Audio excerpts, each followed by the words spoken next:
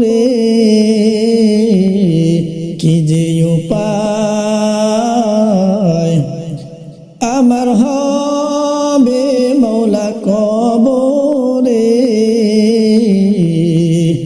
মাফ করে দাও দয়ার মাওলা নিজ গুণে মাফ করে দাও দয়ার মাওলা নিজ গুণে ডাইনে মাটি বামে মাটি মাটির বিছানা ডাইনে মাটি বামে মাটি মাটির বিছানা কেমনে থাকবো ওই কবরে ঘুমাইয়া কেমনে থাকবো ওই কবরে ঘুমাইয়া এ মাদারীপুরের যুবক ভাইয়েরা এ মাদারীপুরের বিদ্যা বাবারা ওই কবর কিন্তু খুব ভয়াবহ কবর আল্লাহকে যদি না নিয়ে যাও নেক আমল যদি না নিয়ে যাও আল্লাহর পয়গম্বরকে যদি সন্তুষ্ট করিয়া না নিয়ে যাও ওই কবরের ময়দানে এক পাশের মাটি আর এক পাশের মাটি এত জোরে চাপ মারবে এক হাড্ডি আর এক হাড্ডির মধ্যে ঢুকে যাবে এ আল্লাহর গোলাম একটু চিন্তা ফিকির করিয়া দেখো একটু মুরাকাবা করিয়া দেখবা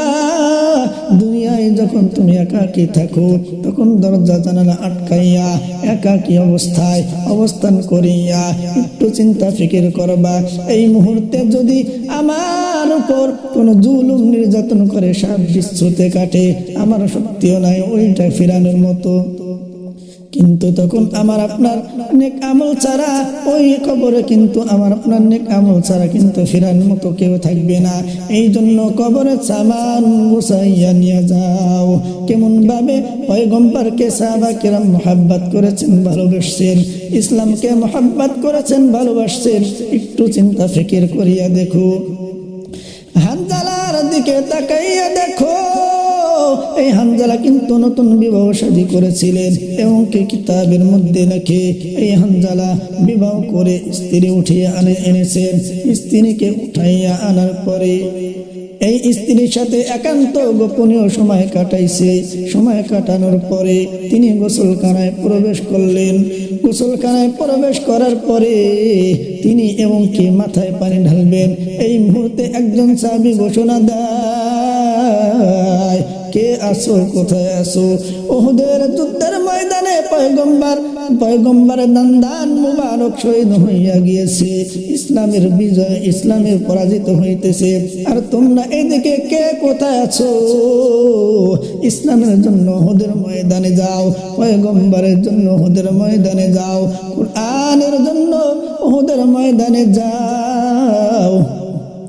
এই কথা যখন হানজালার কানে পৌঁছলো হানজালা তখন তিনি ফরজ গোসল বাদ দিয়া তরবারি হাতে লইয়া উহুদের জমিনে উপস্থিত এক পর্যায়ে উহুদের ময়দানে এই হানজালা যুদ্ধ করতেছে যুদ্ধ করা অবস্থায় শহীদ হইয়া গেল শহীদ হইয়া যাওয়ার পরে পয়গম্বর সব শহীদের লাশগুলি একসাথে জমা করার নির্দেশ দিলেন নির্দেশ দেওয়ার পরে হানজালাকে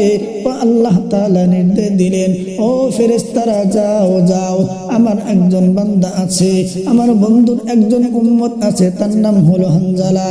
যাও ওই হানজালাকে তোমরা গিয়া ফেরেশতারা গোসল দিয়ে আসো ফেরেশতারা আসিয়া হানজালাকে গোসল দিলেন গোসল দেওয়ার পরে পয়গম্বর সকল সাহাবা কেরামদেরকে বললেন ও সাহাবা কেরাম শোনো আমার একজন সাহাবী আছে তারা এত পরিমাণ আমি পয়গম্বরকে ভালোবেসেছেন আমি রাসূলকে ভালোবেসেছেন ইসলামকে ভালোবেসেছেন তিনি এত পরিমাণ আল্লাহকে সন্তুষ্টি করেছেন। এই সন্তুষ্টি করার জন্য আল্লাহ তাআলা নিজে ফেরেশতা পাঠিয়ে দিয়েছেন গোসল করানোর জন্য।